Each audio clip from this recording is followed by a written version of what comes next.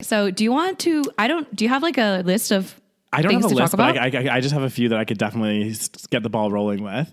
So okay, you start. One of the first ones. I'm so excited for this. I know. It's actually quite funny. It's like reliving. We've talked about these many times, but so my first one that was actually quite horrendous. I actually never went on the date with the guy, to be honest. It never got that far. So it can't be, it's almost considered like a bad pre-date. He was like, are you serious right now? I've booked the entire day off for you. Oh my God, he actually booked it off. Please delete my number. And I was like, okay, I'll delete your number. And then he was like... I guess he ended up getting my number, and at the end of the night was kind of a blur. Do you know which story I'm talking about, Daniel? I 100% know this story. I could recite it for you. Let's just say, like, Sushi Samba has very dark lights, okay? It is a very moody sort of lighting. So I was not fully... And I saw him like when it was light out and I was like, oh God. He wasn't horrifying, but definitely not my type. What did he say? He's like, I definitely want to see you again, but I'm like super busy at the moment. So like, maybe I won't be able to see you as often as I would like, or something like that. And then in my mind, I'm just thinking, well, that's fine. Cause I don't ever want to see you again. You're never going to see me again. Again, on Tinder. So I don't know if maybe my luck is like, I should not be on Tinder or something. Match with this guy who I wasn't like super attracted to, but I was like, look, I'm going to give him a chance. He was like ticking all the right boxes. Like he was a doctor and like, all this Daniel other has stuff. a thing for doctors. I do, apparently like, yeah. And then he was like, oh, by the way, I live just up the road from here. Like I bought an apartment or whatever. And he's like, I just went to Italy and I have a really nice bottle of wine at my house. Do you want to share the bottle of wine? They always lure you in with the bottle of wine. I know. And it was good wine from Italy too. This is the thing. So I was like, and I'm not a clean freak, but it was filthy. Like, no. I like, you know how on WhatsApp it gives you the 2 blue ticks if you've read their message? I used to call them the blue ticks of doom. Yeah. They sometimes are, believe me.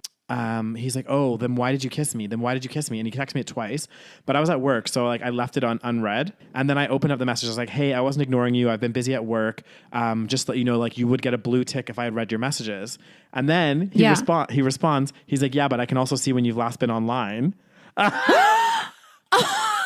Can you please tell me like why you didn't feel a spark? Like what's wrong with me? Oh no. I feel kind of bad for him. And then he blocked me.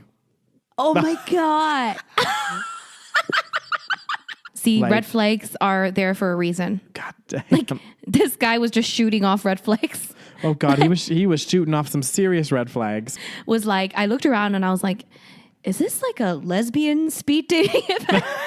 Because his hair got caught in the candle and went on fire. Yeah. Oh, Nari. Oh, hi, Nari. Hi. Oh. She's like, why are you laughing? Let me join in on the conversation. And naturally, I went to the bar and got 2 double gin and tonics, down them.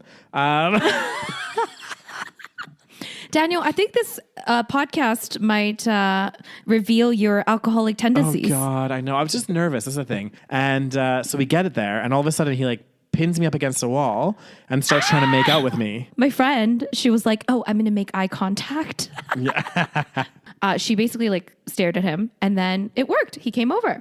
And Italian men have a tendency to, maybe it's a cultural thing. I'm sure it is. Mm-hmm. They have a tendency to be very intense and very like full on. And then I blocked him. Oh no, I do remember that part. He was like, hey, I happened to glance your email from the list. And I was like, yeah, you glanced my email from the list. Yeah, you glanced it. Okay. And then he's like, I'm not sure if you remember me. I'm the guy with all the piercings. And I was like, oh God. Is he coming on to me? I kind of felt like he was like doing that a little bit. So I wasn't sure. And I was kind of like, oh, okay. And then I was like, ooh, I kind of have a crush on this guy. That did not last long. So I can't even say this. You can't say that. You will, Rose. God. And then I think I kind of slowly did the fade away. I was very good at the fade away. So just kind of slowly. You became an expert in London, didn't you?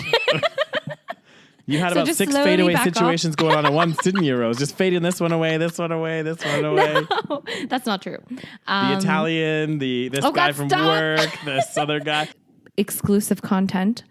Hopefully none of our, of the people we talked about. Yeah. Hopefully none of the people we talked about will listen to this episode. Oh God, could you imagine if they subscribed and then they were like Patreons and they heard this? Ah! Oh my God. I would I would quit the internet